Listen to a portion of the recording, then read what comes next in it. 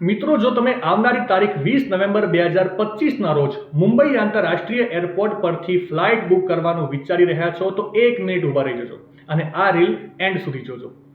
મુંબઈથી ઉડાન ભરનારાઓ માટે એક મહત્વપૂર્ણ સમાચાર સામે આવ્યા છે અને એ મુજબ 20 નવેમ્બર 2025ના રોજ મુંબઈ આંતરરાષ્ટ્રીય એરપોર્ટ પર ફ્લાઇટની કામગીરી 6 કલાક માટે સ્થગિત રહેશે. સવારે 11 વાગ્યાથી સાંજે 5 વાગ્યા સુધી કોઈ વિમાન ઉડાન કે ઉતરાણ કરશે નહીં.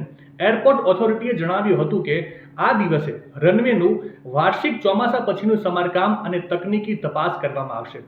9/27 અને 14/32 આ બંને રનવે સવારે 11 વાગ્યાથી સાંજે 5 વાગ્યા સુધી સંપૂર્ણપણે બંધ રહેશે.